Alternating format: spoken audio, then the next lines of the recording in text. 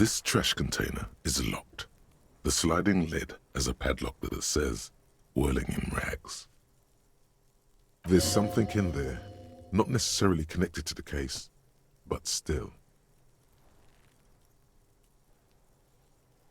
The body is downwind from here. Maybe you prefer the smell of garbage to the smell of death. Trash, food waste from the cafeteria. They lock these containers to keep the derelicts from flocking in. Could be evidence too.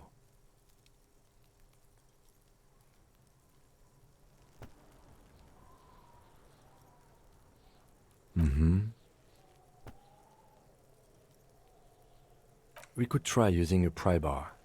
There's one in my motor carriage, or we could ask for a key from the manager of the Whirling in Rags. He probably has one.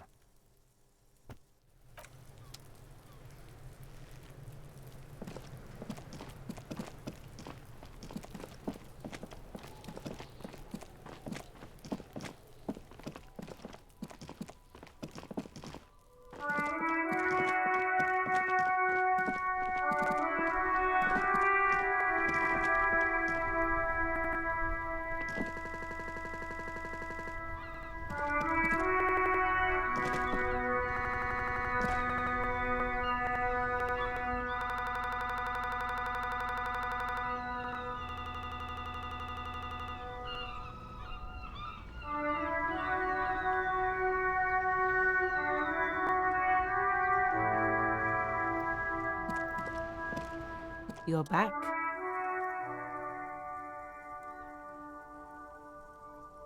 We don't see a lot of police around here, that's all. Of course. What can I help you with?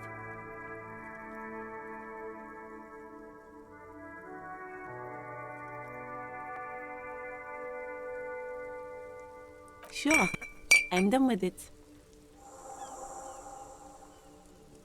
Go easy on that stuff. It gave me a terrible headache. Of course. Where to? What do you mean?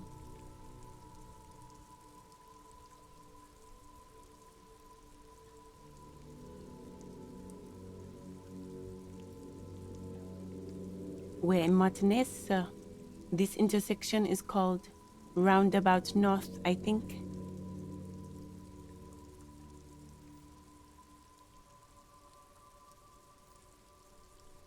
There's the pier, the Cape Side apartment buildings, some more tenements. Not a lot, really. The harbor gates, some kind of commotion, I think. I don't follow the local politics. A fleet store, too. Some shops and a bridge. The canal bridge leads to the coast, but it's broken, I think. Some kind of accident, probably. Just coast. There's a little fishing village there, and a fish market, but that got closed down ages ago. It's just water. No, actually, I think they call it the Martinez Inlet. There are some islands in the bay, but they're hard to reach. No problem. Excuse me? She's uncomfortable. Maybe you should drop this line of questioning. She shifts in her seat awkwardly. Of course. I won't hold you back. If there's a corpse, then you're going to need those gloves for the autopsy. Sure, keep them. I have another pair.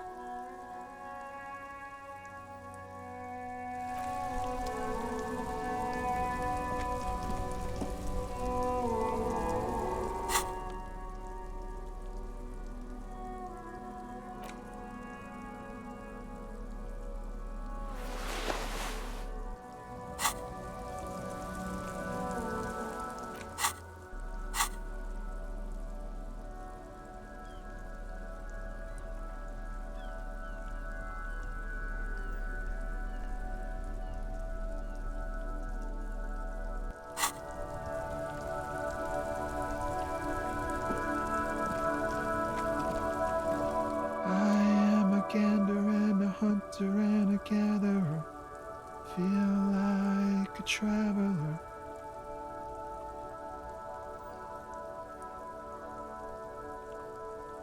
From another planet. Hey there.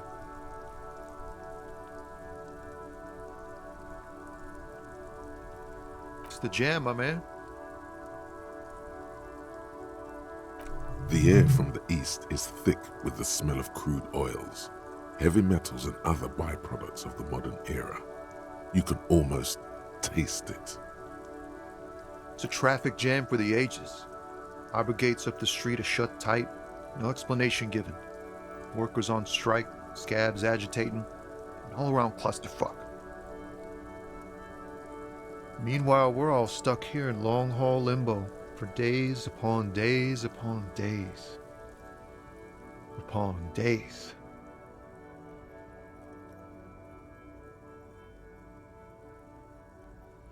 Yeah, exactly. Feels like forever. Like I was born on this here roundabout and this was all I ever knew. Just me and the metal and the tires, the oil and the fumes and mazout.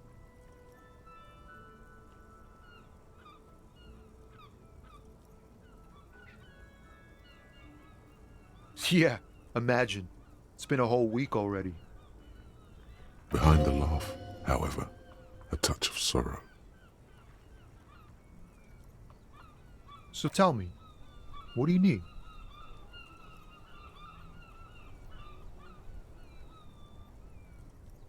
It's like, whatever's going on over at the docks. Workers got a blockade set up, making demands, no way in or out.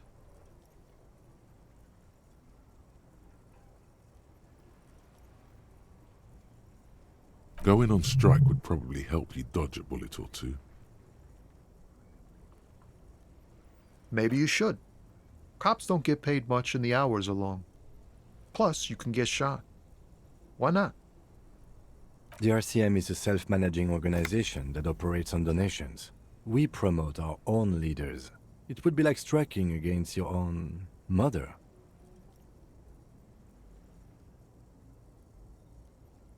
Okay, but do continue. You were asking about the strike? Some pretty wild stuff, I hear. Like a giant new power crane in half the company? I forget what exactly. Good on them, I guess. I've heard talk there's a company rep in town, too. Like a strike negotiator type. They'd know what's up. Precise demands and so on. Ah, yes, from the Wild Pines. We'll meet her soon enough, I'm sure.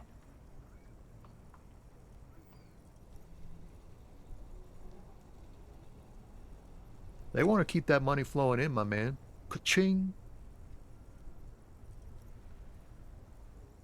Anything else? Yeah, this ain't really my area of expertise. I just do my job and get paid. I have things to do and places to be. All of us do. Us lorry drivers. Camionneurs. You still hang around here waiting for this mess to end. Most have scurried off somewhere to get drunk or high. Or laid. Not that I blame them, really.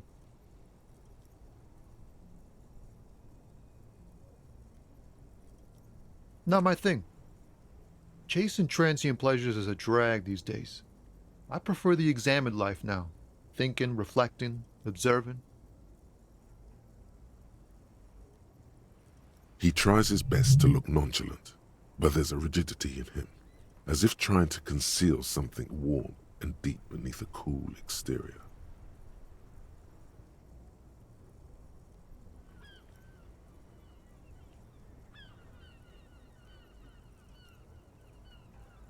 He ain't one of us drivers. I know that. All accounted for. Otherwise, I haven't really asked about that.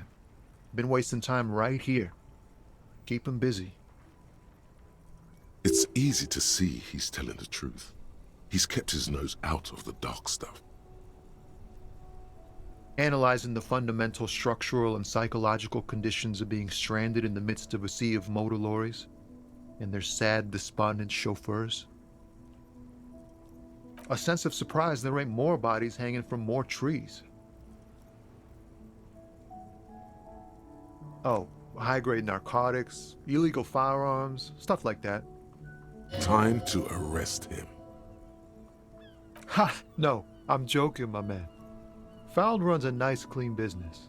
This haul of cargo is mostly sporting goods. You know, tracksuits and that kind of thing. They usually get shipped to Grodd in the Occident, though we've been making headway in the Il-Moran market lately. Not unless they've illegalized sports equipment while I was on the road.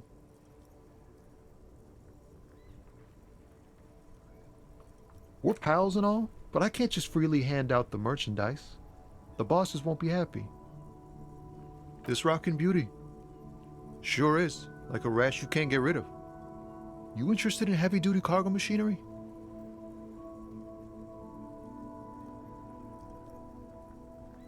Neat. For carrying large quantities of cargo a long distance. These found tracksuits need to find their way to the kids way out in Wamrau and Laurent Bird somehow. There it is again.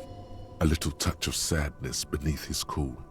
He thinks he's spent too long in this lorry.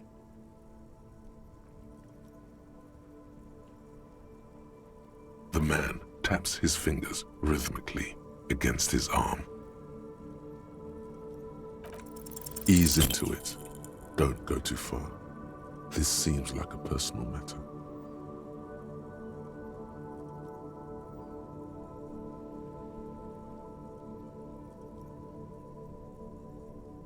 Cool. We all want to know each other, know each other's woes and all. But people, man, they have slippery souls. Just like that, he slips out of your reach. It is possible the yelling didn't help. Don't be a stranger.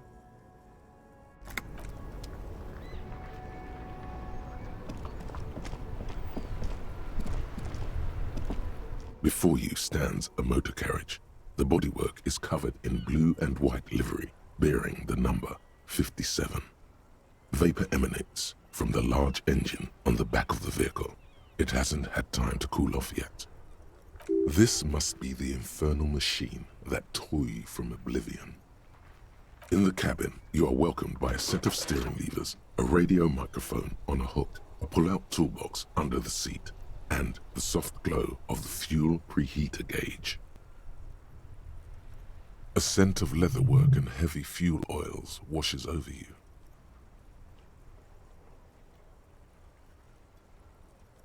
The frequency tableau lights up, and the green button labeled Prime Line glows like a feline eye. And then you hear something. The soft purr of electrical kittens, radio waves cast far and wide over the metropolis.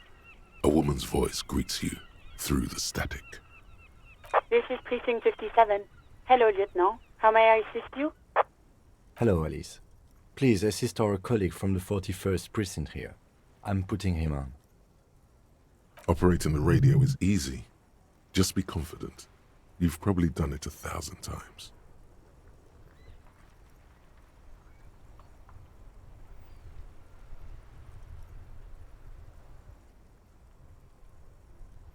This is Officer Alice Demetri, Precinct 57. How may I assist you?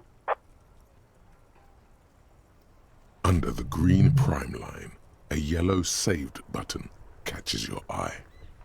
You wonder what the lieutenant's default radio station is.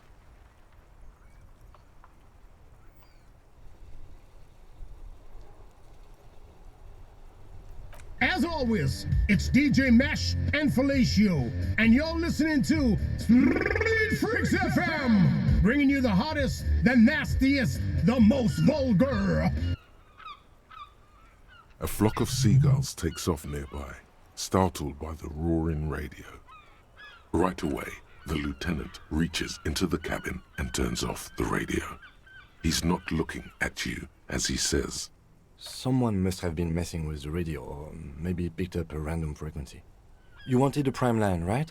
he's still avoiding your gaze, and his ears glow red. Oh, is that what it was called? Go for it. Turn the radio back on while it's still on the Speed Freaks FM. Souped up motor carriage for one bad mama's boy. For the heavier foot and the freakier. God damn it!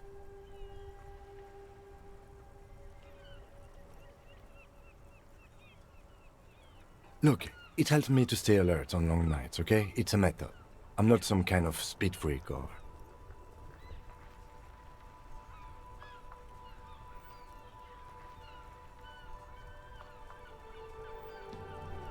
You would be too if you had this motor carriage. But seriously, let's quit joking around, alright? We have a case to investigate. This is Precinct 57. Can I connect you to someone?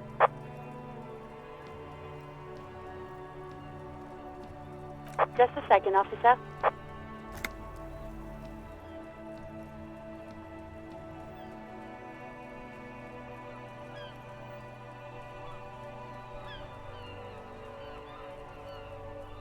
Ten 2, 10-5. This is 41st. Come in. Over.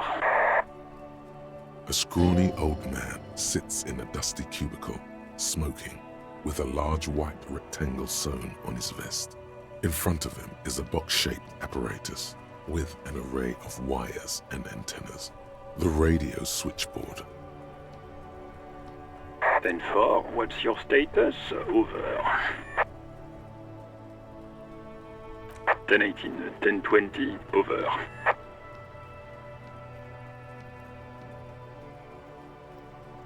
State your message, sir. Over.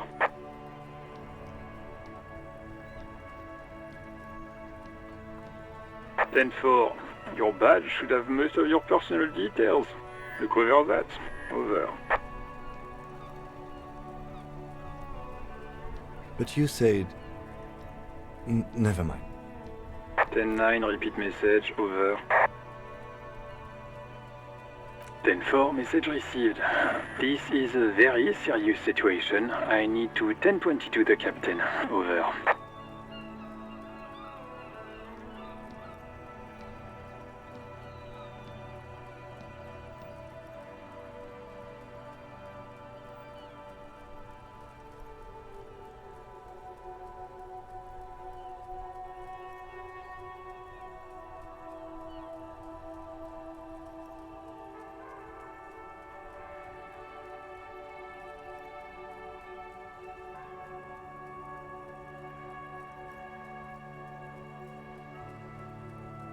Is it him?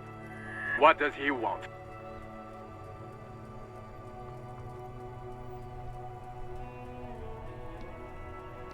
Says he lost his badge and needs to report it. He what? He lost his badge? This is Communication Officer Jules Pidieux, sir. Over. You mean your partner? Over. What is he saying? He's asking who you are. I'm his goddamn partner. It's your partner, Satellite Officer Vicmar, sir. Over.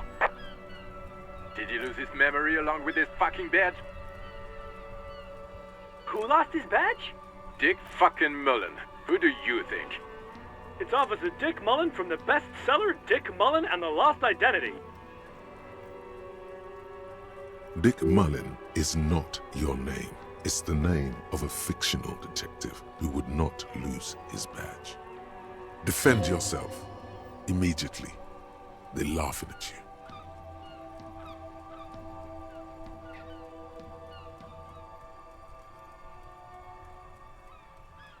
He says this has probably happened to other policemen before him and laughs sarcastically. Oh goddamn it. Is he fucking kidding? The whole station's gonna be dicked for this. Satellite Officer Vicmar is wondering if you might be joking and adds that this tarnishes the reputation of the entire station. Over. Mullen dicked us.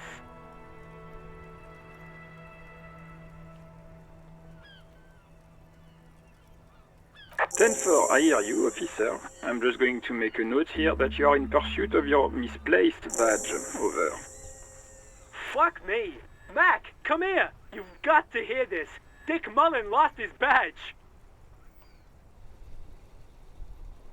What's going on? Super Cop here lost his badge. He lost his what now? His badge. He lost his goddamn fucking badge.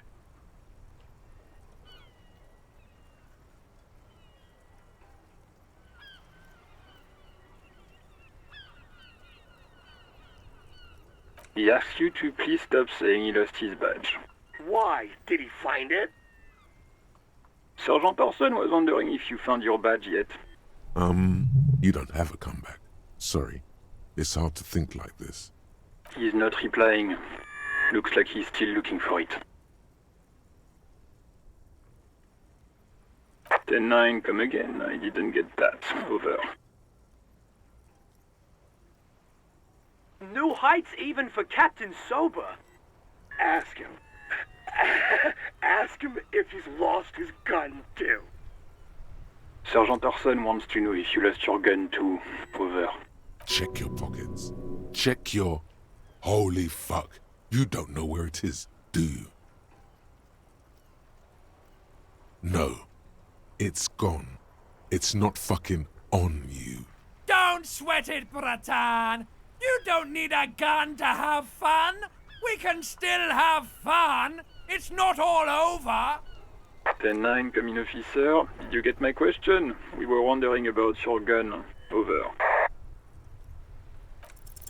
Lying over the phone? It's easy. Just say it like it's the truth. And then it becomes it. He says he didn't.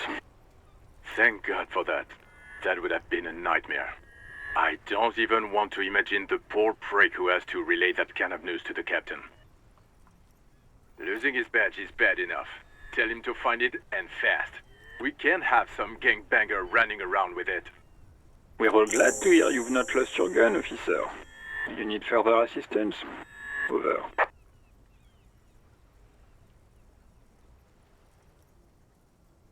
Then 4, I know I already wrote it in a report, but it will stay on my desk for a few days.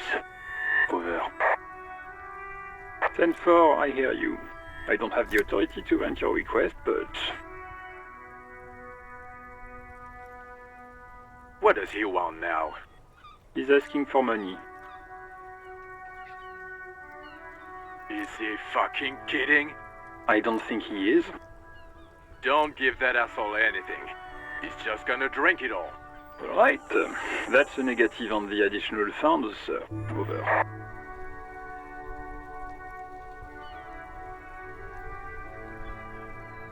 He says he's in trouble, doesn't have a place to sleep. Well, I guess he'd better crack the case before sundown then. Vicmar said... Enough, officer. This begging is below your dignity.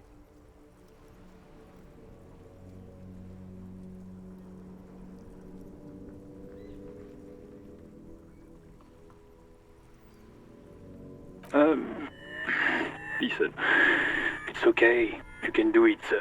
Over. What is he saying? Did you want anything else, sir? Many of your colleagues are also here. Over. You really need to get your shit together. This is nearing a complete meltdown. Suddenly, the necktie feels like a boa constrictor around your neck, squeezing the dear life out of you.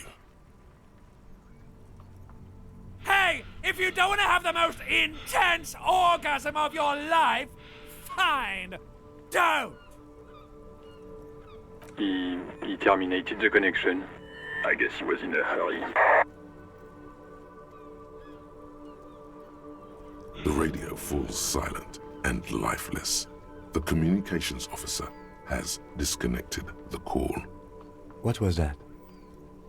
It's okay, detective.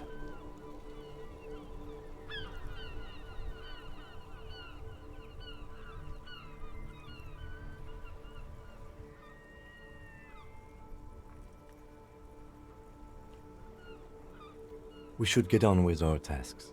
Work always helps me center myself. Now, anything else you need from my vehicle, or...?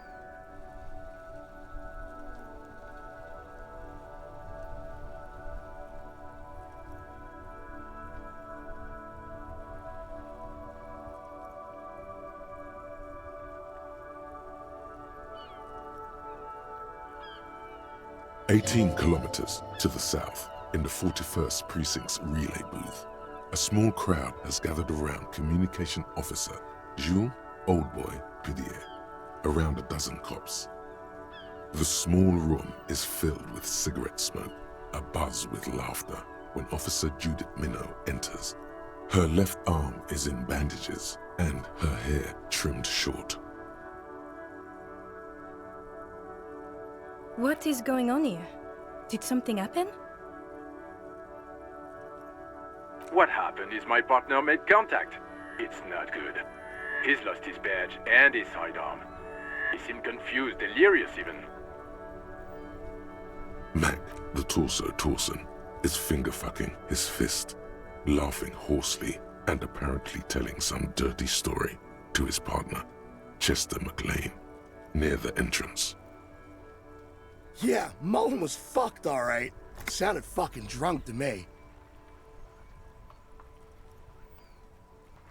Yeah, Mac's right. This was some gnarly shit there. I mean, before he started begging for money, it was... Enough! None of this is funny. It's fucking sad. That's what it is. He's a cop. He's one of us, goddamn this. We must help him.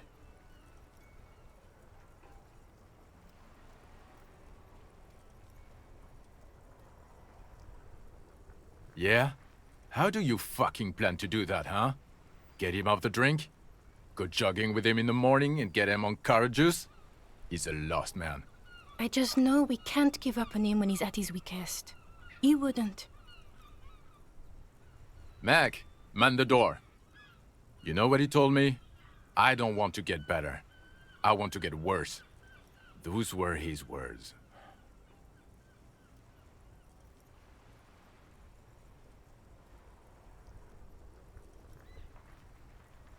This shit does not leave this room. Not a word of this to the captain, or anyone else. We'll give him a couple of days to pull his shit together. I guess I can hold off the report for a few days. Good. Okay, everybody. Nothing but a prank call here. We all got our laughs. Now get back to work. Far north, on the other side of the motorway, the officer quietly hunches with his hand in the motor carriage.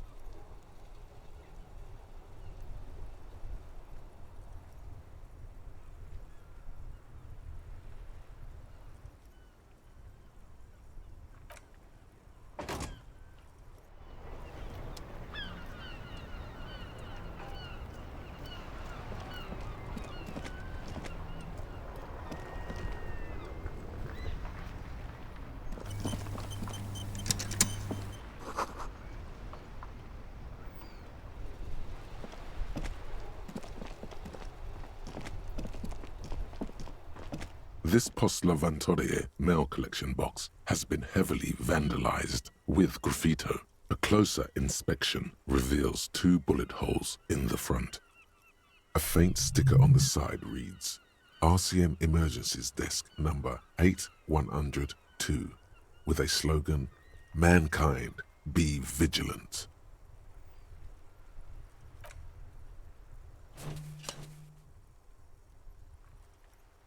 The box seems happy.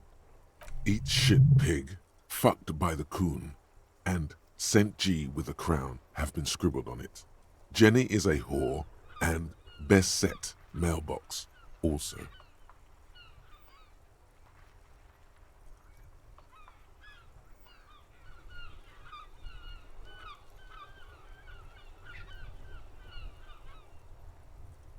The mail collection box seems cathartic. Thankful even. So do you. You shudder. Then you swallow.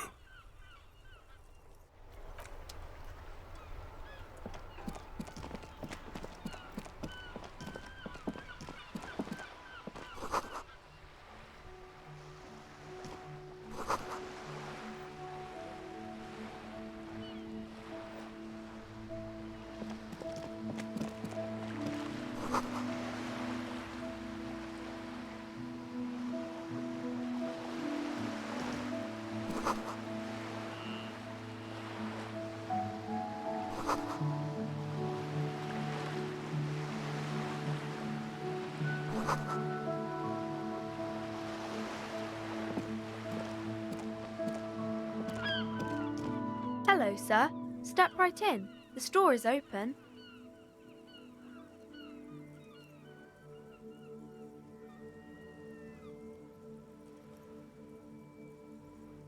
Are you interested in a new and exciting book?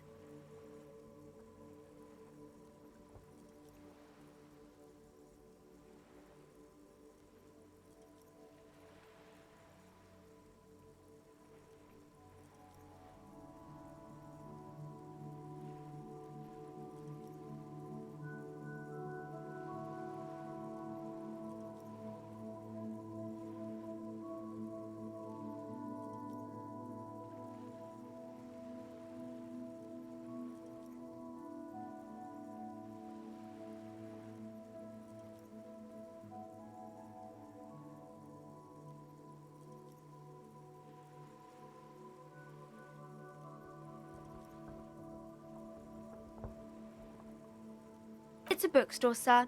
We sell books, postcards, and some board games. It's called Crime, Romance, and Biographies of Famous People. Whoa, whoa, whoa, whoa. Hold your horses, little girl.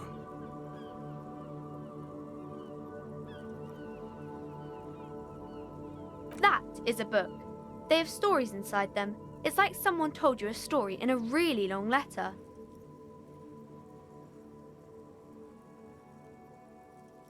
A postcard is a small cardboard picture.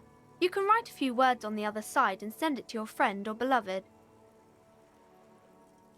She is unfazed by your questions. She would consider it impolite to point out any perceived weirdness.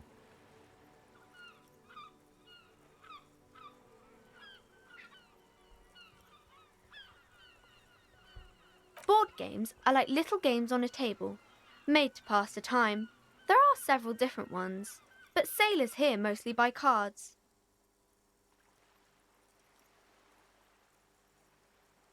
My pleasure. Anything else you'd like to know?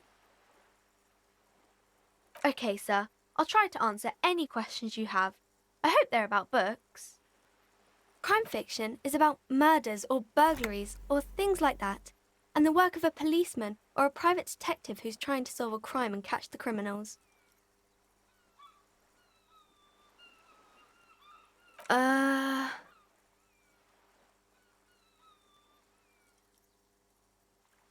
Crime is what we were solving before this conversation began.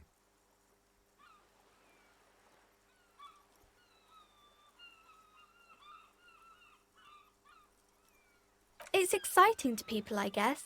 They get to imagine dangerous things, and it's kind of like a puzzle, where you can guess who the criminal is, or how the good guys are going to catch him. You don't look much like a policeman.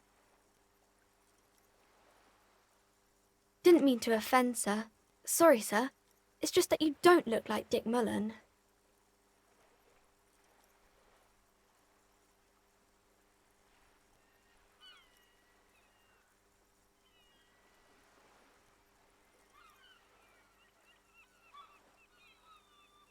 She looks at Dick Mullen, frowning. Dark, arrogant, violent, likely overcompensating for something. She examines the cover, trying to gauge the inner workings of the detective. Of course not, sir. He's just a fictional character. He'll be no match for you. Maybe you can show me some real police work, sir. Like in the books.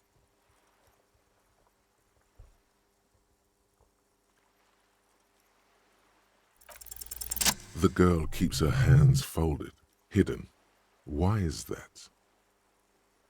What do you mean, sir? She knows where this is going.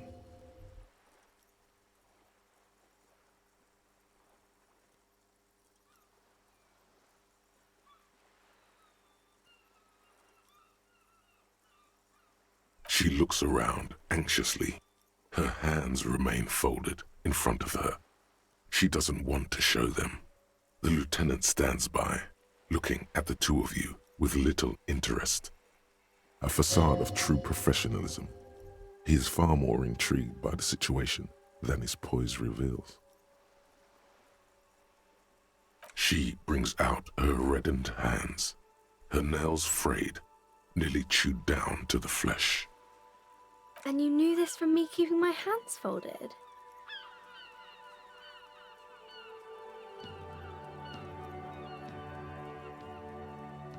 Well, that proves nothing. Anyone could do an easy deduction like that.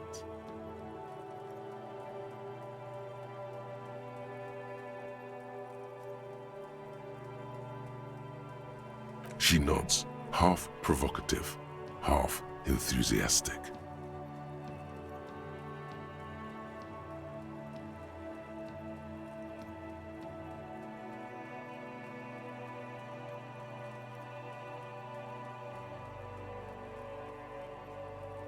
Maybe so, sir.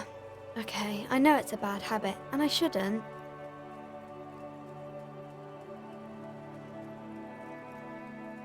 It was okay, sir. There's more that can be achieved here. Ask her to do the same.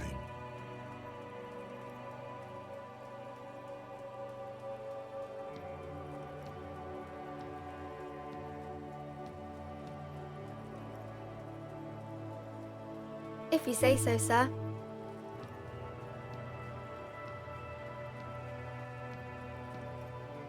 No, sir, I can't. It would be too tiring to refrain from it. It's already tiring enough to remember to say it all the time. It's nice of you to say I could stop, though.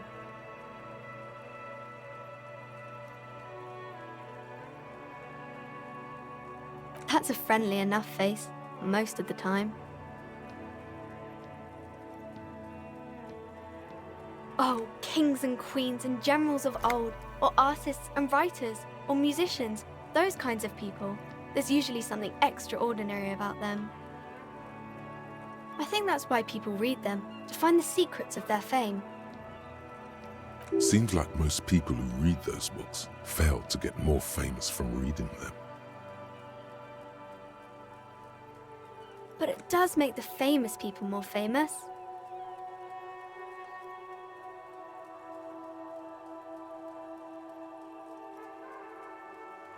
Why would they do that, sir?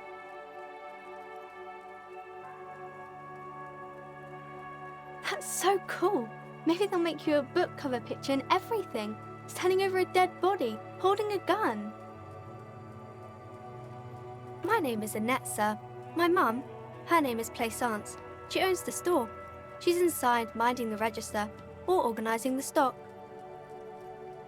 Feel free to step in and browse our wares. I'm signalling that the store is open. Otherwise, people might not know. They'd miss out on the crime, romance, and biographies of famous people. A sudden gush of wind turns the pages of the books on the counters. She covers her face, smiling. But she's cold. Kind of you to offer, sir. What could you do to help her anyway? Oh, no, sir. I'm happy to help Mum by luring in customers. Besides, I have some hot juice in my vacuum bottle to keep warm. I do my studies at home at the moment. I have to help Mum keep this place running.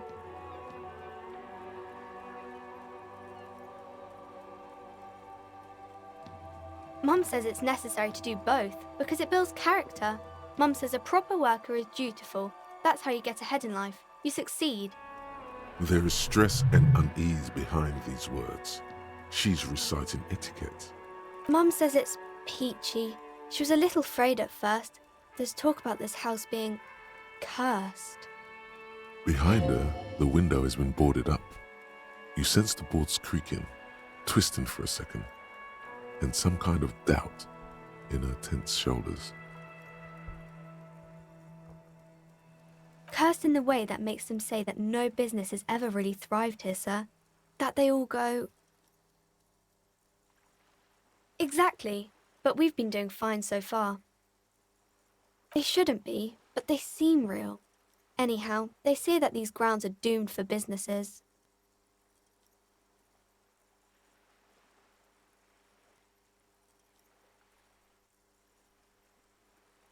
Of course, sir.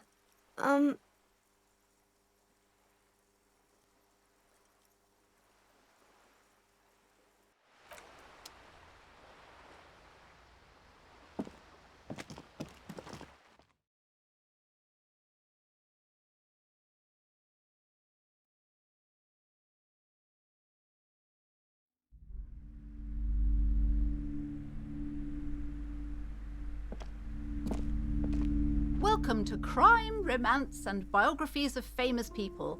My name is Plaisance. Be welcome, and please take responsibility for the energy you bring into this space. I am the proudest owner of our little shop of culture. Then why are you talking to me? Everything is on the shelves to browse. Don't you feel compelled to buy anything? See those shelves there? Go, be drawn.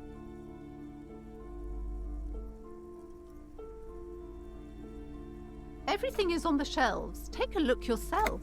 The shelves compel you, don't they? She's attempting to mentally direct you towards the shelves. She only wants you to buy the goods. She doesn't care about the books.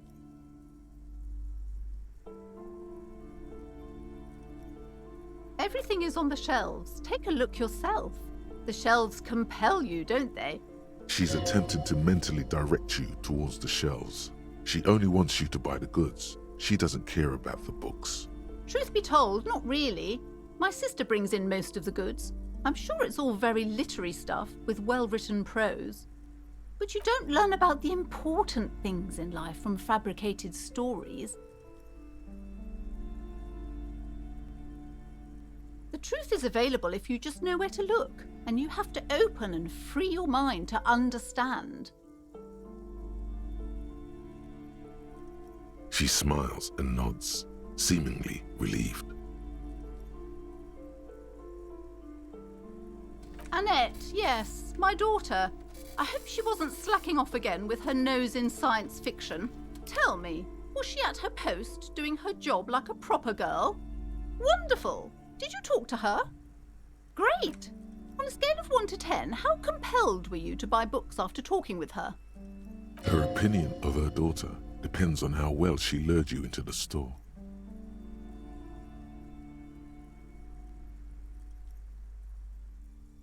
Come now, it's not personal. It's about proper sales practices and market research. I expect an answer. My precious, her dedication brings joy to my heart. If you have children, I hope they turn out as great as my Annette.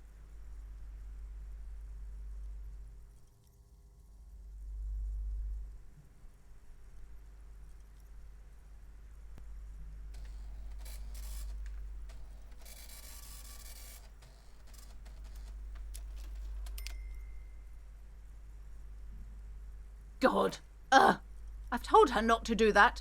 It's such a disgusting habit. She'll get over it. Anxiety is a part of life.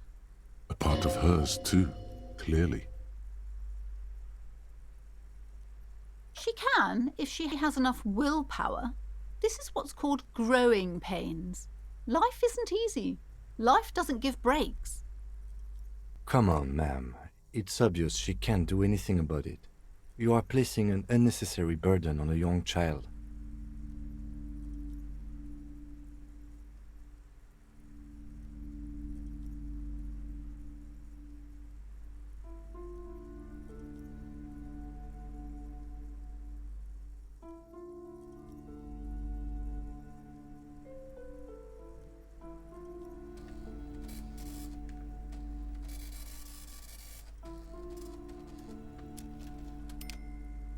She stands stiff and severe, silently fuming. 10 or so seconds pass without change. This is a person coming to terms with a new reality, one where they are wrong. It's not easy. Oh no. Hold on. I need to invite her inside and apologize. She must be freezing out there. There. I don't know what to say to you. My husband, he tries to teach me business lessons. I have what my mother called a dull mind. All this stress. It sounds like both the husband and the mother treat her the way she treats Annette. Oh, well, my mother was horrible, of course. Absolutely perverse energies around that person. But my husband... My husband is completely different, of course.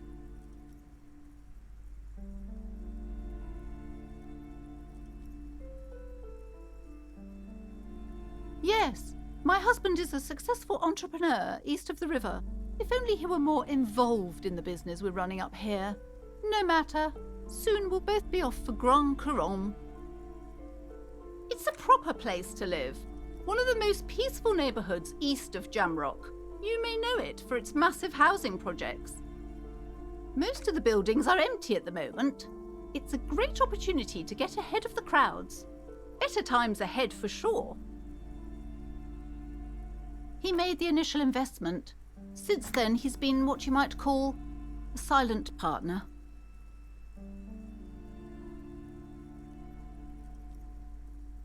Yes, I'm afraid so. A real treat she is. It would be nice if she had... No, we couldn't have afforded more children, really. Not in this economy. A glimmer of sadness blinks through the well-crafted exterior. We're quite busy people, you know, my husband and I. Quite busy. Children are a lot of work. You don't look like a father, so I don't expect you to understand. I'm sorry. I'm sure you do understand.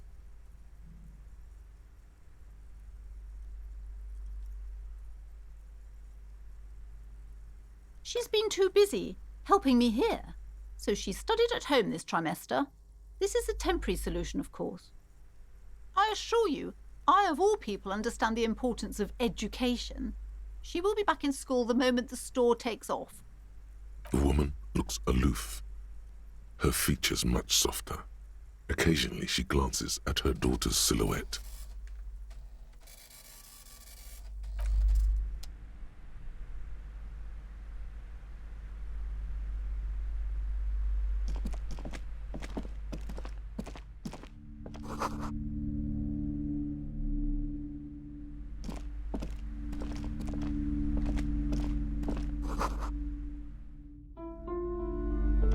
I'm sorry, sir. I can't talk right now. I'm very busy with my homework. I have so much homework now. You just can't win. Out of the rain and into the gutter. Math. It's really difficult. Like, really. They say you need it to get rich. Better than standing outside in the cold, I guess. Oh, I found something while you were away. I thought this would fit you. Like, thanks for helping out. Not me. The city, I mean. Like a detective does.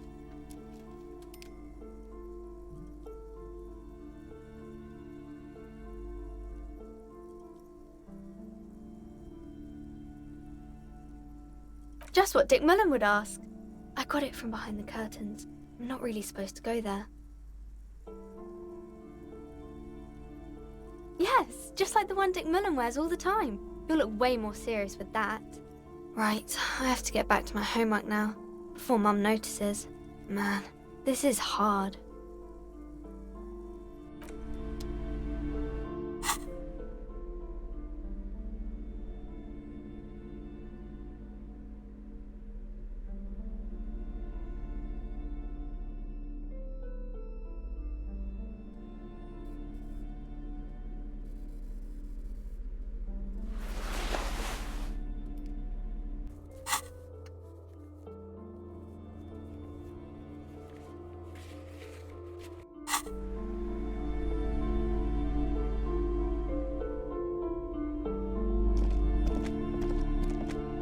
The display rack is brimming with worn paperbacks featuring an extremely muscular, sword-wielding barbarian on the cover. Nearly all the titles contain the word Heimdall somewhere. Oh, Man from Heimdall. A very popular series of adventure novels. They're awfully immoral and violent books. Blood and violence, scantily clad women, epic narratives, all those mystical things he encounters. They're bound to grab those with little imagination and nothing to do. What does it matter? They're all the same. However, the customer is always right, they say. If you're a novice of the series, I'd recommend Heimdall, the Man from Heimdall. It's supposed to be a good introduction to the series. Rows and rows of Heimdall men blur your vision. You make out some titles. Man from Heimdall and the Mammoth Riders. Man from Heimdall Return to Heimdall, and the solipsistic Man from Heimdall and the Heimdall Man. Maybe 100. Man from Heimdall and the sages at the end of the world. Man from Heimdall and the false god. Man from Heimdall and the scorched earth. Man from Heimdall, the Heimdall colonies. Man from Heimdall and the swamp beast. Man from Heimdall and the snow crabs. Not even close. Man from Heimdall in hell. Man from Heimdall and the forest of slaves. Man from Heimdall under the lake. Man from Heimdall, Heimdall burning. There's even The Trial of Death, a pastoral combat game book set in the world of Heimdall Man, and so much more. Nothing of interest, only silence and the cosmic background pain radiation.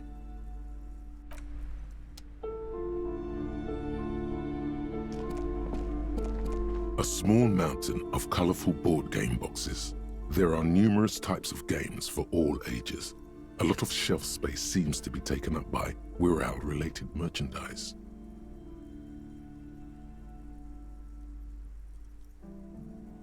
An endless variety of source books, lore books, and codices litter the table. The topmost book is titled Welkin Compendium, 2nd edition. There's also a large hardbound tome with intricate cover art, The Hunters of Katawak, Boreal Creature Compendium, and a Pick Your Path adventure game book titled Tales of Wirral, Cavern of Velkrag.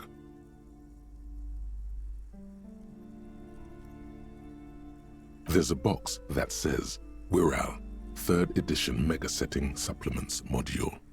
The side panel notes, a fantastique adventure board game, new maps and miniatures. A sticker on it displays 25 real. Wonderful board games, sir. The Viticulturist is a classic for sure, or perhaps you'd like Archipelagos of Insulinda, a very educational game for those interested in geography. Browbritter is a fun game of economic competition, but can get quite intense after a while. We have games for the whole family. You can play with your children. Who are you going to play board games with? Do you have friends or family?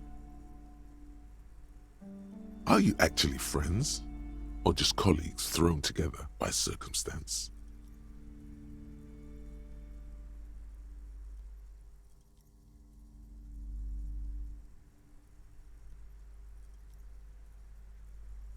Friends are technically like family. For playing with friends, I'd recommend Suzerainty.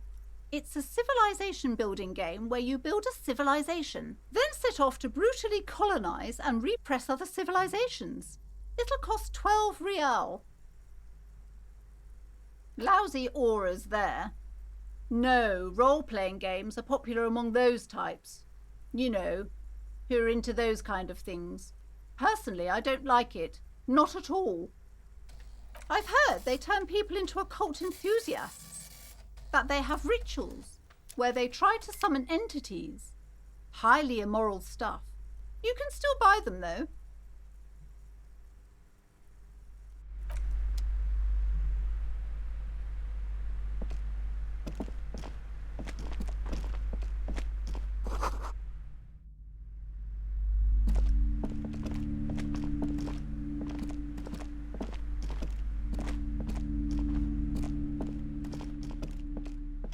These shelves are overburdened with books from the same series. You see the name Dick Mullen over and over. A couple of spook novels hide amidst all the detective books. Thrilling tales of spycraft and daring-do. Oh, crime, robberies, murders, even sexual crimes. We're fortunate to have Dick Mullen and his stories to sort all that out. You're a police officer, apparently. You should buy all of these. They really do teach a person how to be a proper detective. Crime fiction, is a disgrace. An asinine misrepresentation of the physical attributes of the arduous everyday work of actual police officers. These books greatly overstate the excitement of police work, glossing over how long it takes to actually follow up on leads and eliminate dead ends. What's more, they completely ignore the psychological hardships of year after year coming into contact with people during the worst days of their lives. Not a single mention of all the stress this work creates upon the officer's family. Detective fiction just doesn't tell the truth at all. Now, would you like a list of all the books found on the shelf? You see Dick Mullen on the job. Get Me Mullen. The Stalwart Adventures of Richard P. Mullen. Dick Mullen and the Murder in the Orchard. The Sordid Affair of Dick Mullen. A killing is declared. Dick Mullen in the Murder House. The Final Case of Dick Mullen. An obvious lie. Dick Mullen in the Clock Tower. The Ordeals of Dick Mullen. Dauntless Dick. Dick Mullen's Funeral Pyre. The Murder of Dick Mullen. Oh no, turns out he faked it to solve a case. Yes, there's also The Dame Who Did It. Farewell, My Mullen. Faking death seems to be a common trope in the Mullen series. The morbid tales of Dick Mullen. A dark tide turns. Tragedy Calls for Dick Mullen. Another one with fake death. And, of course, Dick Mullen, the murderer. In order to catch a murderer, Dick Mullen must become the murderer. After all this, you still haven't found the answer to the one question that matters. Who is Dick Mullen? Your quick eye notices a small caterpillar crawling across the spine of a book. The title reads, Dick Mullen and the Mistaken Identity. A worn paperback from Dick Mullen's classic Hard-Boiled Phase. The premise seems to be that Dick Mullen is framed for the murder of his best friend and has just a few days to prove his innocence. Could it be the motifs of unstable identities and shocking betrayals?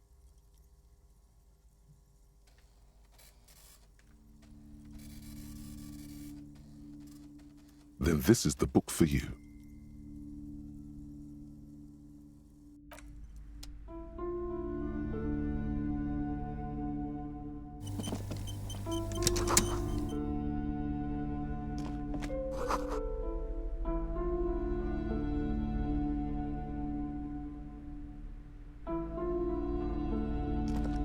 The plaque on the shelf reads, Biographies of Famous People. You see a large variety of names, none of which ring a bell.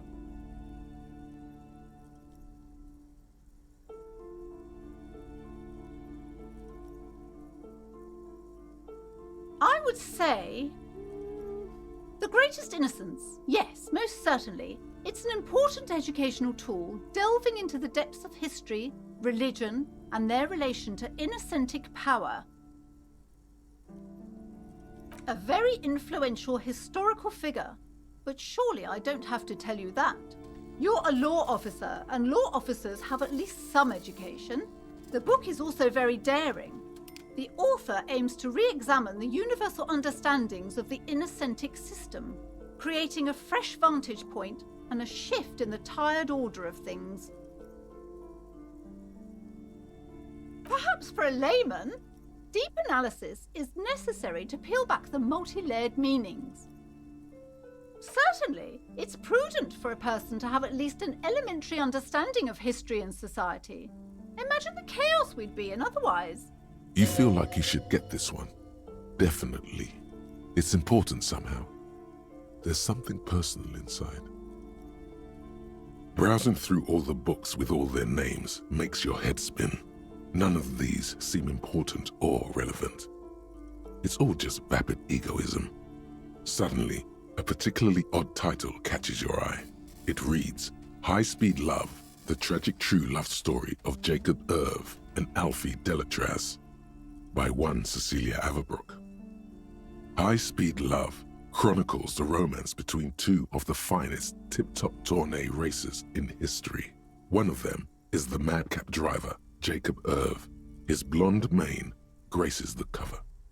Next to Irv's life story, you see a slim biography of an Occidental rock star called the Anti-Star. He's famous for shooting morphine into one of his eyeballs and cocaine into the other.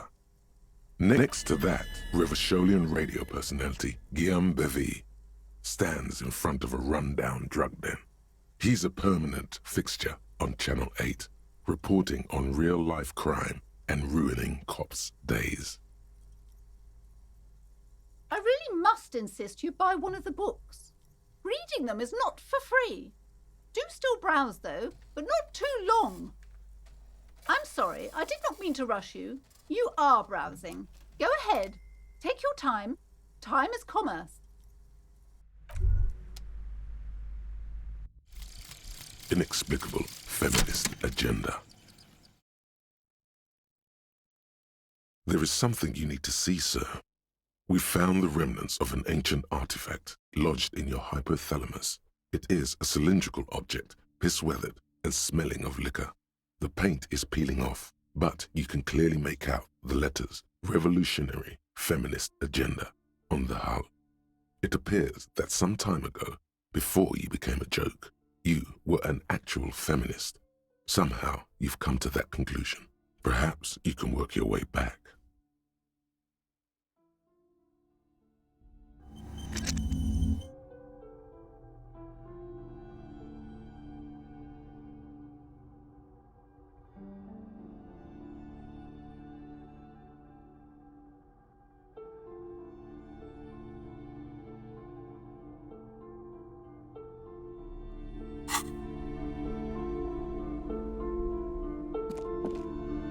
Several maps have been attached to a bulletin board hidden inside the alcove. They're held up by small pins. The board has come loose from one corner. The maps look old and faded.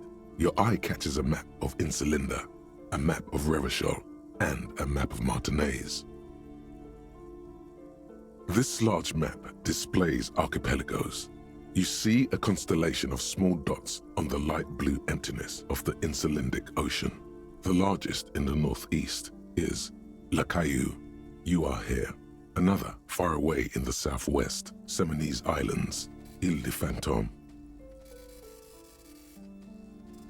Ozon, Laurentide, Face à la Mer, Archipelagos, North Arcade Islands, all just specks of dust on the vastness of the Insulindic.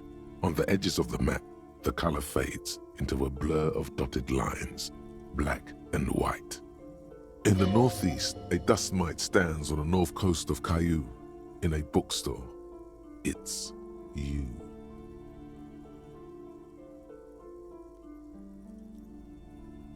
You can, on Caillou, Revachol, a single black star, on Ozon, Fondelier, and Vilmandu, on Archipelagos, Croyan Moran, Villiers, on Seminine, Olduvai, and on Laurentide, Deora of the Seven Seas.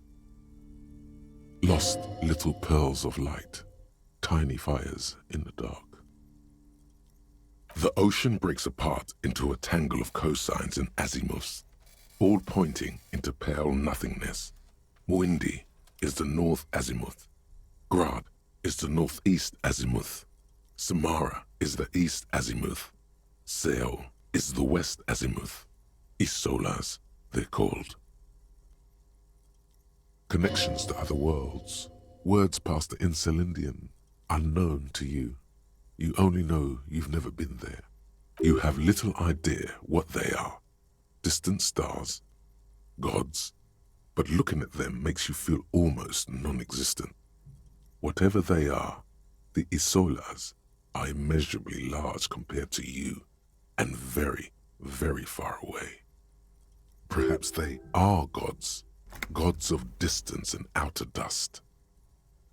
The north coast of a verdant island is shattered by the delta of a river.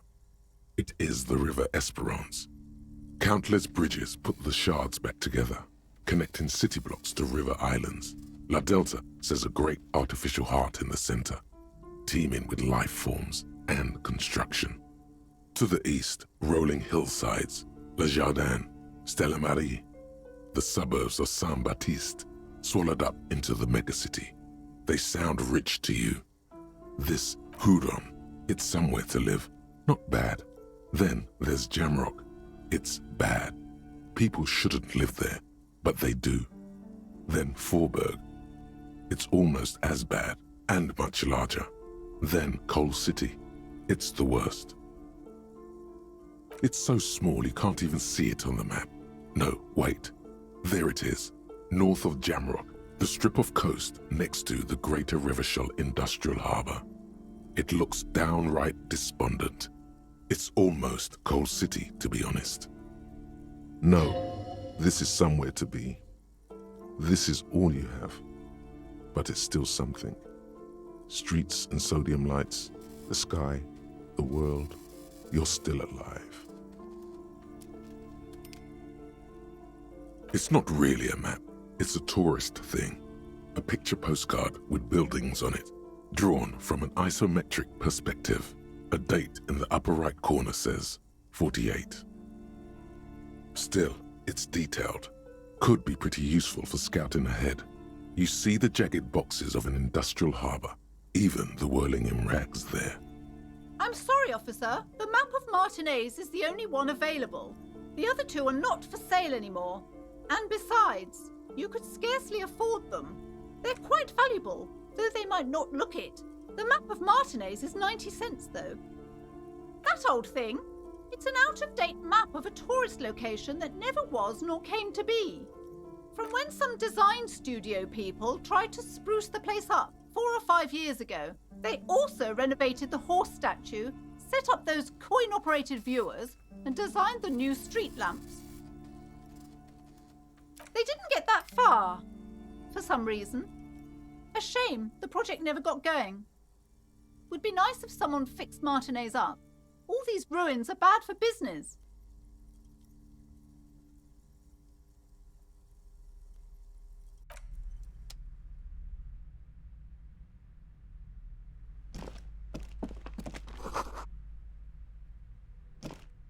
This bookstore is not strictly about crime, romance, and biographies of famous people. There's also a wide range of paranatural literature. Amidst the various books, you find one written by someone named Matthias W. Dundas. It's about wholeness, unity, balance. The point of the book, and many others on this shelf, is to give people medicinal advice in situations where they don't have access to paid health services. It serves platitudes, while also telling everyone that traditional medicine, the kind people don't have access to and which costs more than this book, is garbage and would only give you cancer anyway, without even curing your cold or anything. Wholeness, unity, balance, on the other hand, can basically take care of anything. Though it is important to note, when it's up to your mind to heal yourself, then it's because of your mind that you're ill in the first place. The book features chapters on topics such as how to find magnesium. It even lists plants you can harvest magnesium from. How to continue drinking if you're an alcoholic who has destroyed his liver. And there's even a chapter on the ancient Seraïs tradition of using duck gallbladder preservatives to treat and prevent sexually transmitted diseases. Pre- and post-factum apply. Nothing worth buying. This is just mundane garbage. What's even paranatural about this? Sir, please, no browsing in that shelf. That wisdom is not for free. I can't have you end up, like, opening a police store next door and stealing my customers. Oh no! The throbbing in your head increases with every passing moment you gaze at this shelf. Suddenly, as if out of nowhere, a small green book becomes apparent. The title of it reads, Medicinal Purposes of the Pearl. The book contains very little explanation on the matter. this knowledge seems to be taken for granted. The book contains descriptions of various pseudoscientific therapies, alternative medicines, and folk remedies involving the Pale, also known as le territoire. For example, it recommends vigorously swatting one's naked body with a venik or hand broom, made from the leafy twigs of a young birch tree from the near Pale. It is supposedly invigorating and good for the circulation. It also recommends consuming distilled spirits like vodka or whiskey that have been aged in the Pale. Readers are instructed to cover these jars in a shallow hole just inside the Pale and leave them there for 30 to 60 days, depending on the potency desired. Among other benefits, it is alleged to restore a damaged liver to perfect health. For general health and well-being, readers are encouraged to take regular strolls through the Pale, though a sidebar cautions readers to limit each stroll to less than an hour. These strolls promise to cleanse the mind of worries and the body of toxins, especially if the perambulator performs this ritual in the nude. Nudity figures prominently in a number of these prescriptions. This is exactly what you need. There's an entire section devoted to cures for men who are struggling to perform their marital obligations. You close the book and return it to its place on the shelf.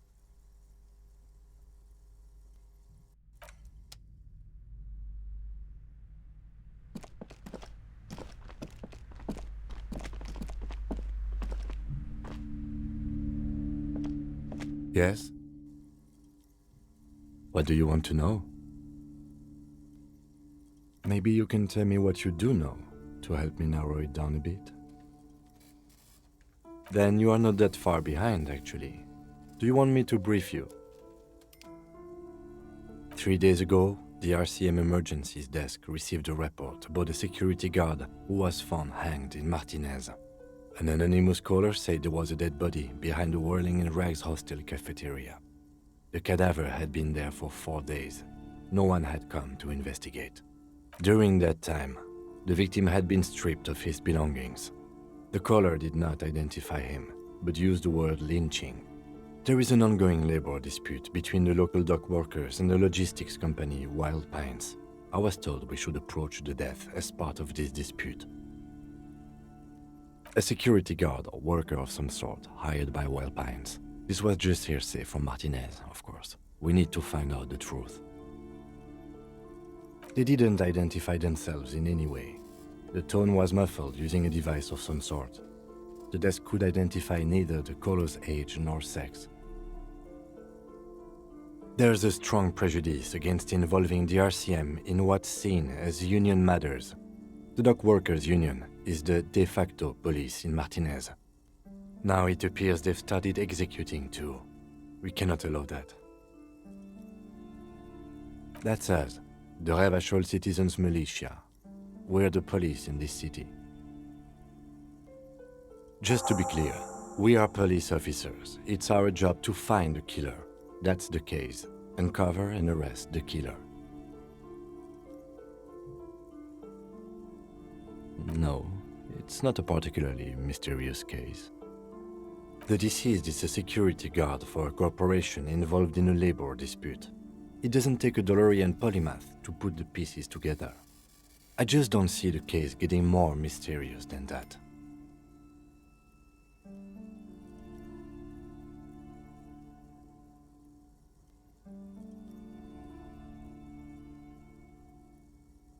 I'm relieved that you agree. He is glad and surprised to see an officer who can appreciate the less than spectacular. Do you know the feeling when you've begun filling in a crossword, but some of your answers don't quite seem to fit? That's the feeling I have right now, for some reason.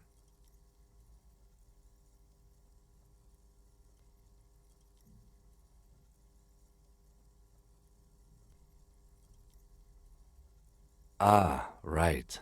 Your condition. Never mind. All I mean to say is that we have a puzzle on our hands, but not all the pieces. Yet. I'm afraid you and I are pawns in a pissing competition. His disdain is clear. This man would not use such an expression otherwise. You don't know? I assumed you were in on it. That's good.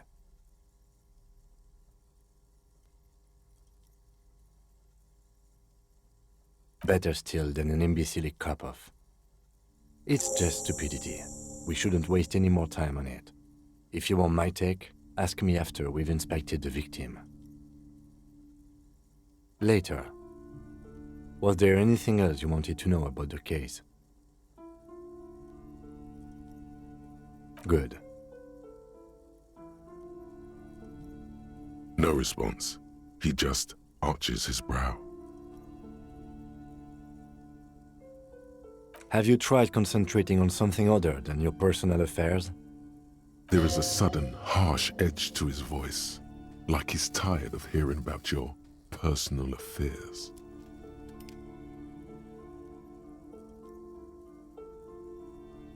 Fine. We should get through this day first. Off hours begin at 9 p.m. If you're still having trouble then, I can give you an orientation.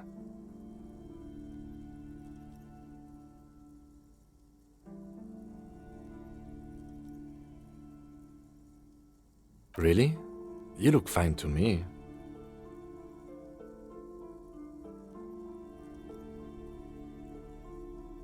This psychodrama is unbecoming of an officer.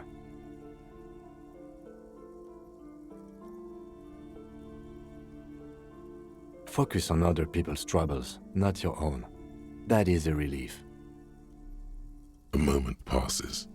The lieutenant glances at the sports watch on his wrist.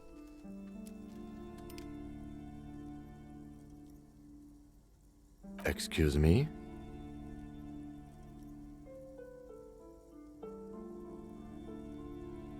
You have a distinctive way of walking. If I were to walk in front of you, we would surely collide.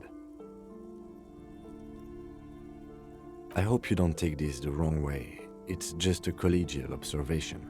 In the 57th, we call it the Jamrock Shuffle. Officers from Jamrock's 41st Precinct tend to move a bit erratically. They say it's a scene-clearing technique developed by one of your lieutenants for gathering evidence. It's erratic, yet thorough. Prioritizes containers. Yes, but containers contain things, shiny things. They're interesting. I don't know. Containers contain, I guess. I'm making assumptions. We should move on. Passing along frivolous interdepartmental stereotypes is not usually his oeuvre. He regrets bringing it up. Me? I don't see how my life is pertinent to the investigation.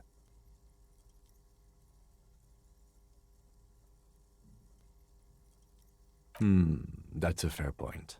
All right, for the good of the investigation, what do you want to know? That's correct.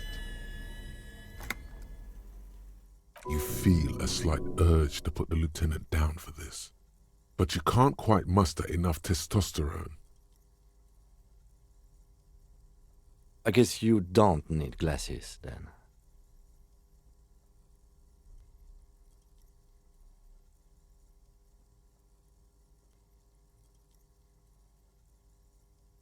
What do you mean?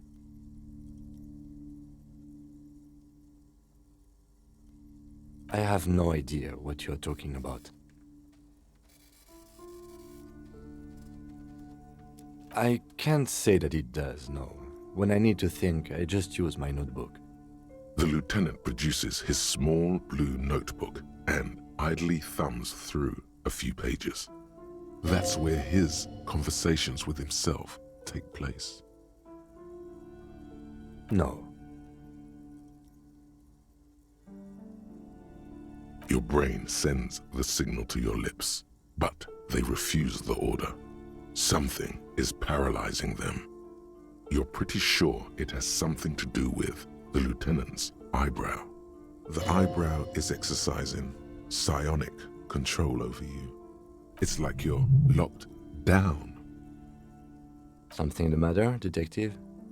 This guy's got authority off the charts. With just the flick of his eyebrow, he's able to make you his thrall. Nothing. You better hope he doesn't abuse his authority. There's a lot of it. If the lieutenant were an evil man, who knows what sort of havoc he could wreak. Fortunately, he is a committed officer of the RCM. He'll only use his powers for the good of the investigation. The lieutenant relaxes his eyebrow, and you seem to regain control of yourself. Good. Let's change the subject.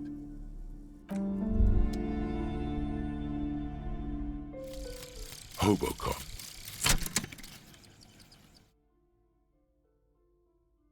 Technically, you wouldn't be a cop anymore, but a hobo. That would mean game over for the cop chapter of your adventures. But who knows where the hobo part takes you?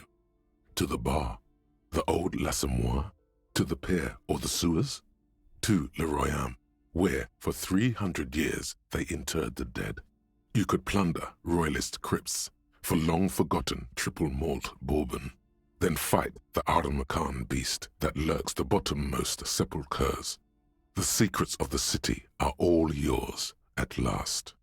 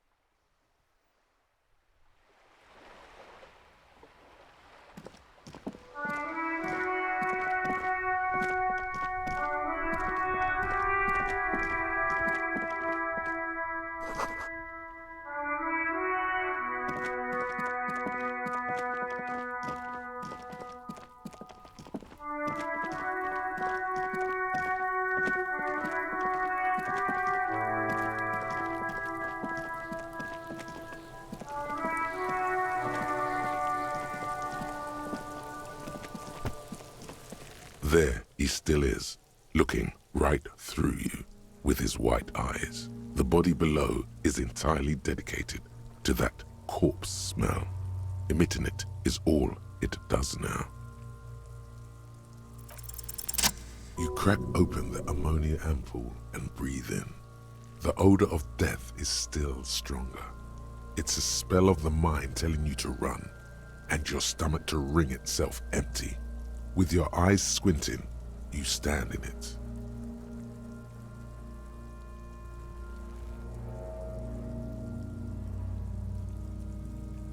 They do after 7 days, yes.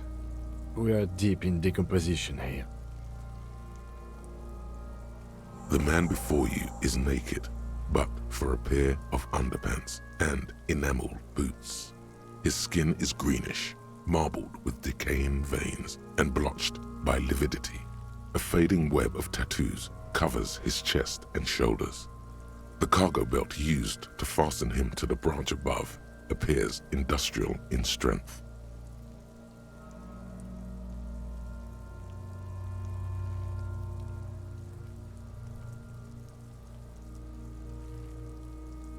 The material appears to be ceramic. Its clean white stands in stark contrast to the decaying flesh above the knee. The man wore thick polymer socks, probably for padding.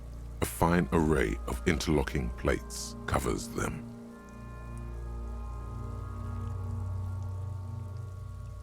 Delicate and fragile, they feel alien to the world around you, out of place somehow.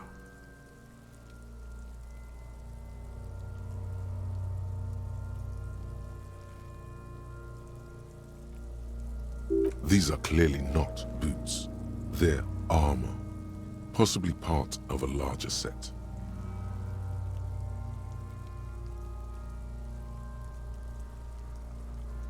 Indeed.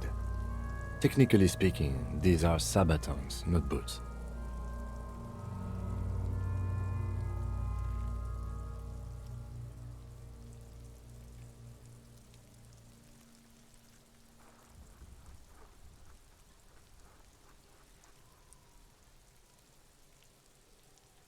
ceramic plate. Zirconium dioxide, most likely. This is where the make would be. Under the hill. Fair weather. Fair weather model T500 VE. I'm guessing that's vitreous enamel. This is advanced stuff.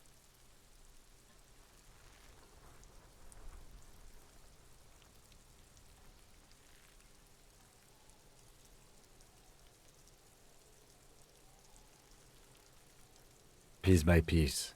He's been out here for 7 days. It would be odd if they didn't.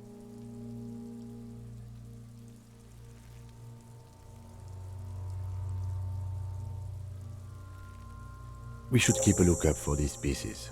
The armor could yield information. Maybe he'll know something.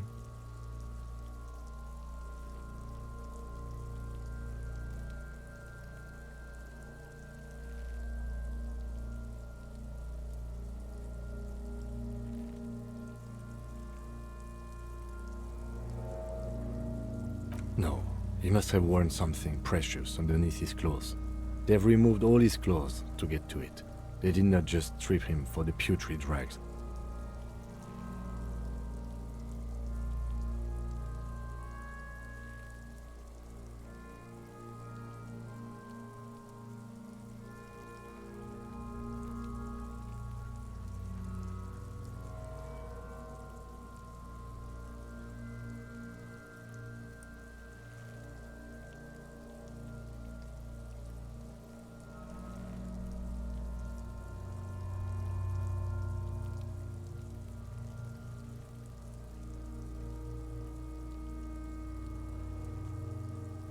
Someone could have cleaned the yard, but that's a question for the red hat thing.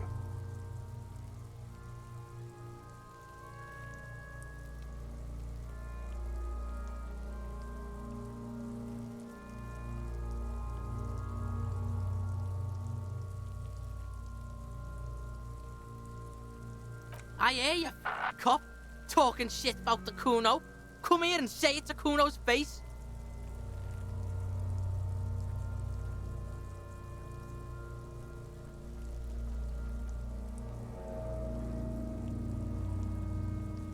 They usually hang them completely naked for that.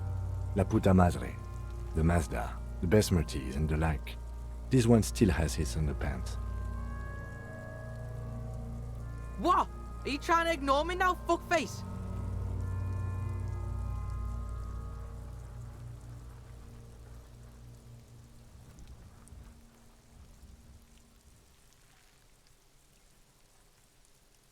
Kuno, this boots shit is super boring and the guy's a total vitupaz.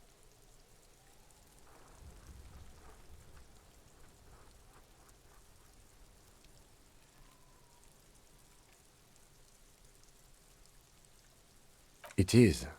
It's expensive.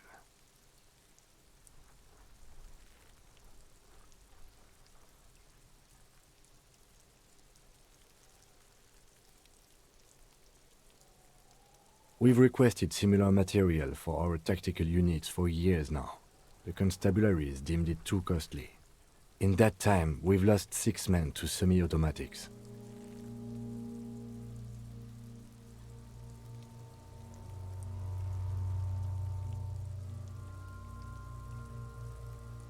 For a full set, about 4 years of wages.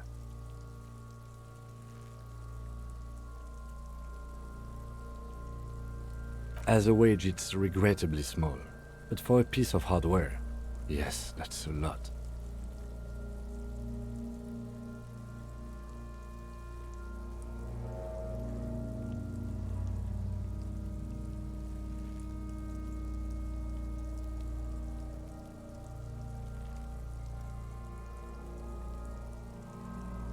That's for us to find out. Mr. Gart implied he was security personnel for the harbor company. This confirms my own assumptions. Just something I scraped together from my station. An area report on Martinez. I'm sure you did the same. He's not actually sure of that. He's just being tactful. I agree. This equipment is way beyond what a guard can afford. A small bell-like sound fills the air, like tapping on the side of a porcelain cup. It's anything but. This material is a kinetic redistributor. It spreads kinetic energy horizontally, from plate to plate, dissipating it entirely. See? Faint, organic lines cover the plates where they separate into smaller ones. These plates then divide into smaller plates until there are hundreds of them altogether. Like the scales of some ancient white monster, cracked and pearly. The cadaver slowly twists on the cargo belt, his torso covered in tattoos and extremities blotched pink and blue. The hangman's knot is pulled tight by the weight of the corpse below. Yellow, hard-edged polyester cuts into his neck.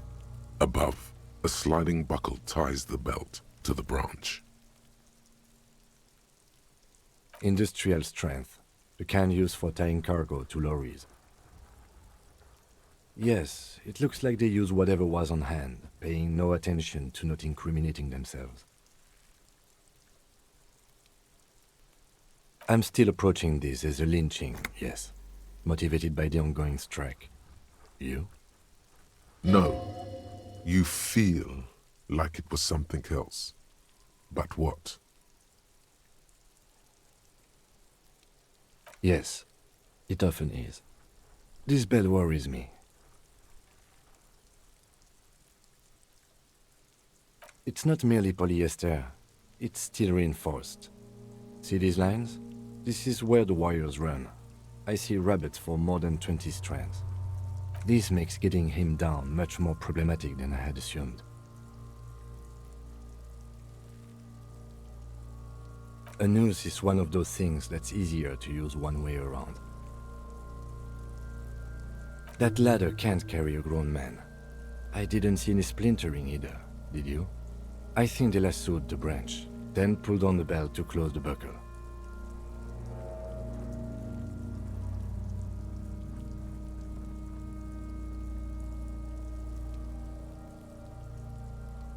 The cadaver hangs from the cargo belt, limbs limp and torso covered in tattoos.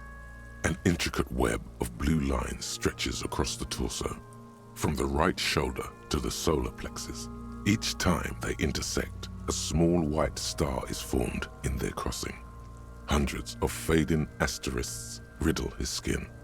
Their concentration is highest around his heart. His corpse is marked by stars.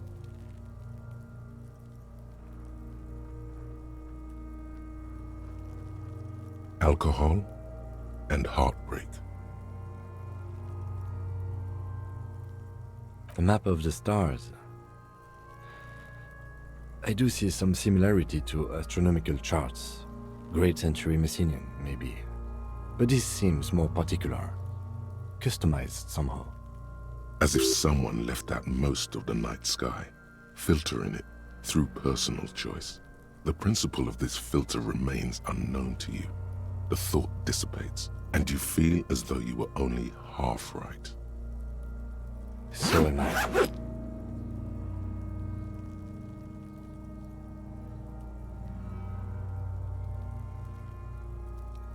He wears a wide leather belt around his waist and a gun holster under his arm. He takes a thin piece of milled aluminium from his coat pocket and pulls it open. Sounds like a sword being unsheathed. A small lens appears, some sort of camera. A Trigger Sunshine, Mini. Shit, Kuno! What the fuck is that? An instant color camera. I have only 2 ampoules, so nobody move. I don't want to waste one. A sound, a shrill flash, followed by the breaking of a small ampoule of glass. You see streams of color pour onto the thick, glossy piece of paper, rolling out. In case we need it.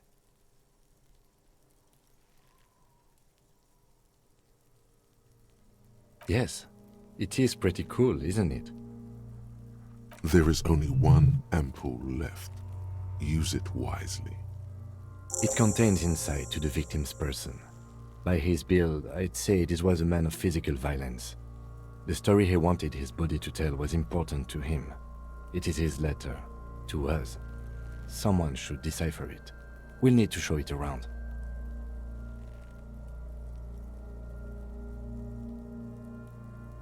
Sure, just don't lose it.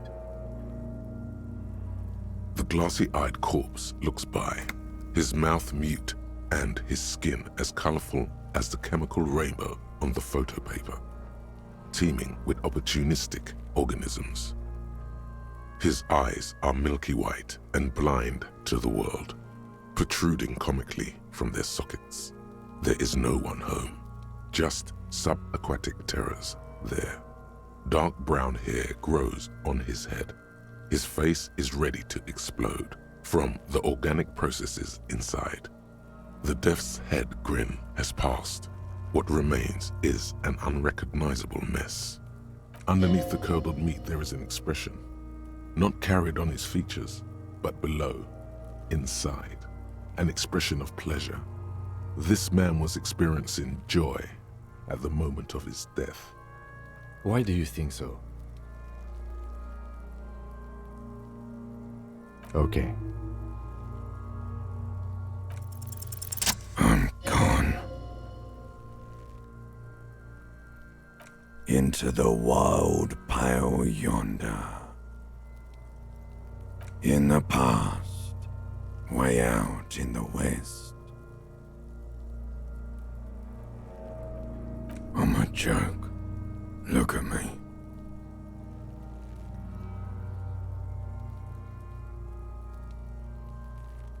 A killer.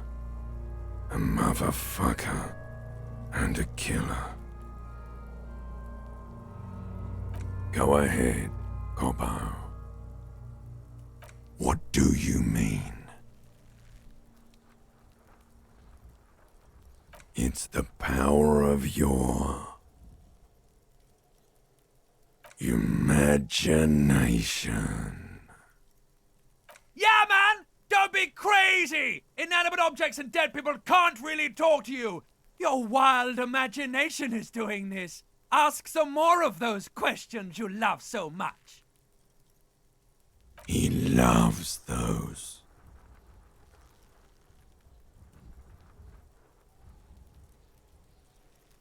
Because you're a copperoonie.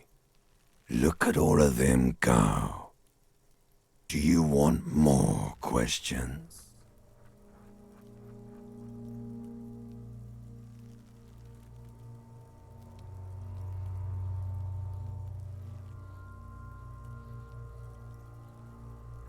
Coming right up, copperoonie, Roonie. This is getting upbeat now. Fuck no. You're no Roonie. No, you don't. Between you and me, your name is probably Harry.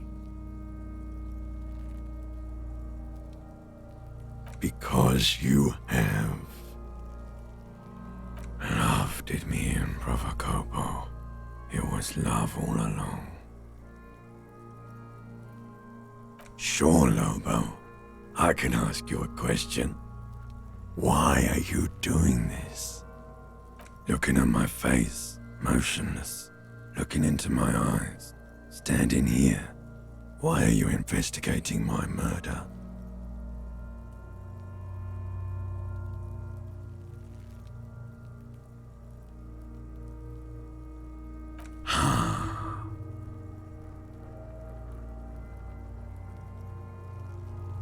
Something is on its way. Something hidden. It's coming. A miracle from the northwest, and it's almost here. You can feel it in the air, on your hands. The cold spring air smoothing them over.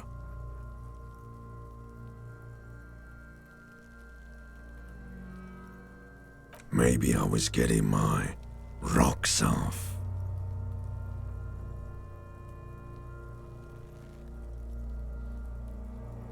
It's a mishmash, Copabolo. You think I'm Messinian, don't you? For you, this is how people from Messina speak like. Well, I'm not from Messina, am I? My hair is too light a shade of brown. Trust your inner racist. You think I am. You think I was a racist because this lump looks military and has tattoos. That's called profiling. Do I look like an erotic auto-asphyxiation type to you? Captain Coppadromo, I fear we are drifting away, fixating on sexuality again. Let's go with a simpler question. Do I remind you of someone?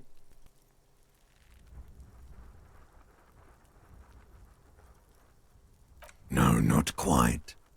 Be fair now. You sure I got out of that one, Coppellini?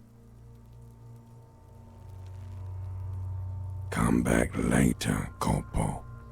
Amuse yourself with my frank manners and my memento mori features. If possible, also, see me in your dreams.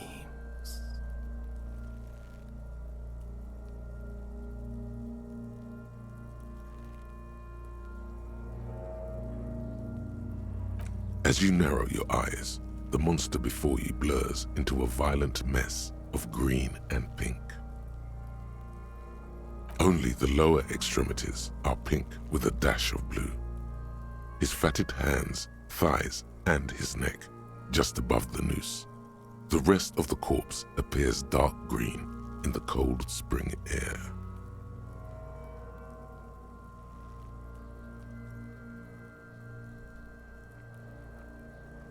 How should I know why you are squinting, officer? Oh. You are trying to assess lividity. The monster comes back into focus, an explosion of color, coursing with dark marbled veins. His stomach appears pregnant with something. Black liquid streams down his thigh and onto his boot. So, what do you think? I agree.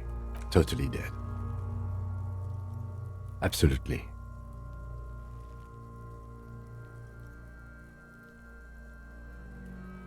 I think he was upright immediately after death. Blood has gathered in his hands and feet, and his neck.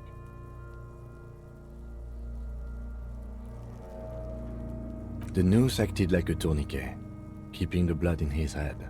The hypostasis here is in tune with the hanging. That's what I think. There's always a chance. We should check for ligament marks on his neck to see if they're in tune with the belt.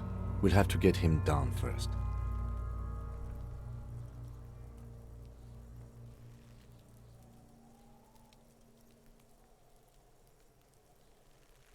But there is no breath to catch, only the cadaver filling the air and your nostrils. He slowly rotates before you, decomposing. Are you sure we finished the preliminary examination of the cadaver? We might miss some of these things once he's done. The steel-reinforced belt presents a unique challenge. I brought chain cutters, but I don't see a good angle of approach to the belt. The cadaver is a good 1.2 meters up. Neither one of us can reach the belt without assistance. And even if we do, there's the question of cutting it.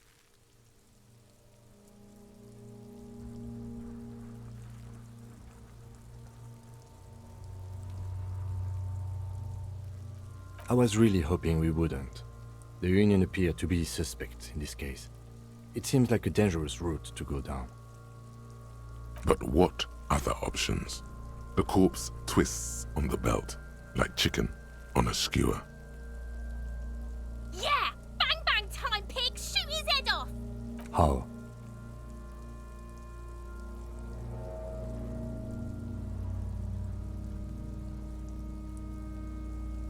Yes, The buckle, where it ties the cargo belt to the tree. If the shot hits that, then there might be a small chance to release the belt. Yeah, now we're talking. Entertain a Kuno with some shit.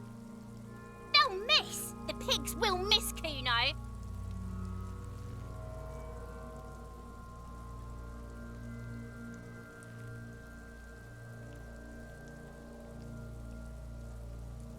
Silence. With his elbow sharp, the lieutenant unzips his jacket and produces a lightweight firearm.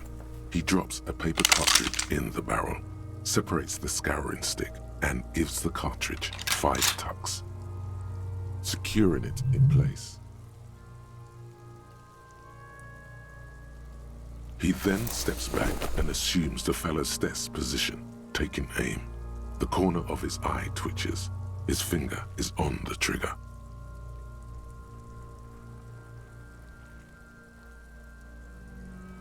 He's gonna fucking miss! The kid's voice is drowned in a shrill blast that echoes off the walls of the surrounding tenements. A cloud of smoke slowly parts in the air as the lieutenant steps back and says to himself, God damn it.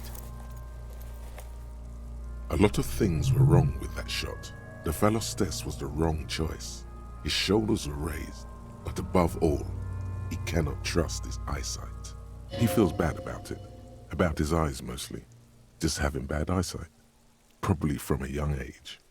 Whatever you do not console him. Fucking idiot! Mookabat asshole! Kuno could have hit it easy, but then Kuno's not fucking handicapped, is he? No, we are lucky as it is. We didn't break anything, and the victim remains uncompromised. Any more mistakes could put us in an unfortunate position with the locals. We have eyes on us. I didn't do us any favors with that. I have to say, it's beginning to look unlikely we can get him down without assistance. You know, you don't feel like too bad of a shot yourself.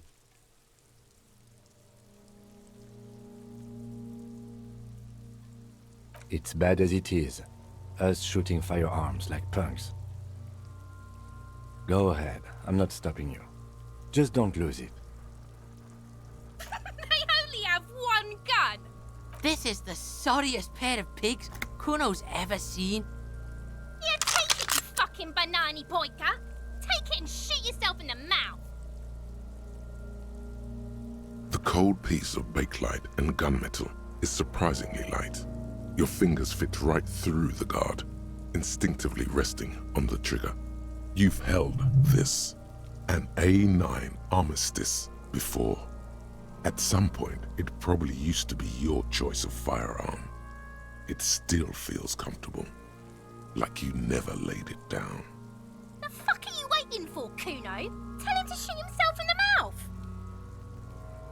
The buckle comes into focus in your sights.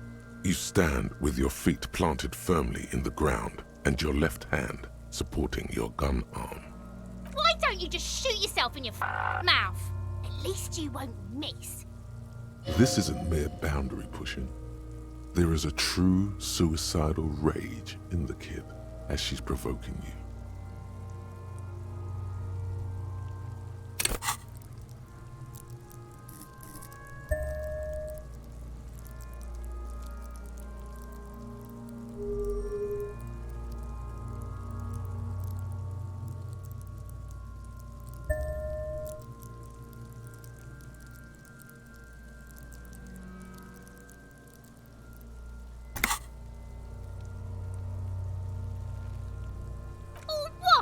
You gonna fuck me?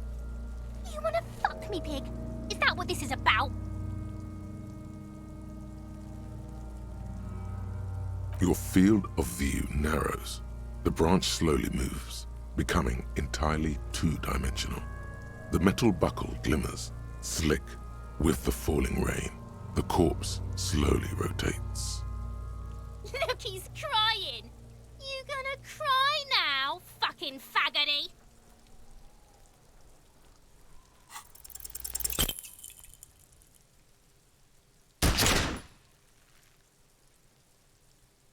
plume of smoke erupts from the barrel. Your hand goes numb from the explosion. With your ears still ringing, you lower the weapon to see what happened. You missed the belt, but hit the corpse straight in the chest. Bits of ribcage protrude from the skin. No blood, only a murky sludge dripping down his belly. The sudden stink makes your eyes water. Oh my god, he's gonna fucking cry! I knew it! What a mulko! Ask for another shot. You'll get it with the next one. The goddamn light reflected off some window. Surely.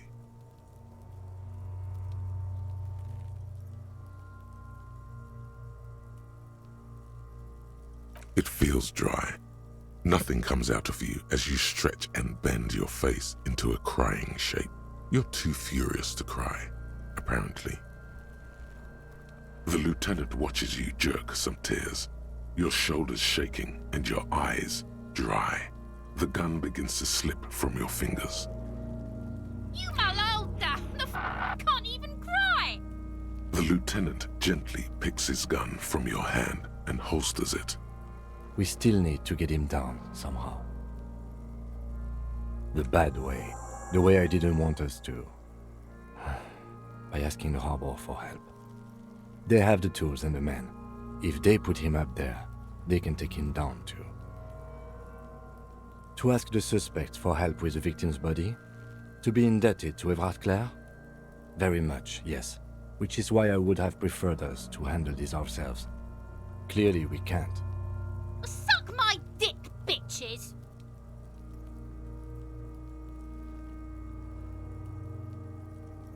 From the gates, by negotiating or fighting. I'm unenthusiastic about fighting. Or we can try to find some secret third path. It's unlikely though.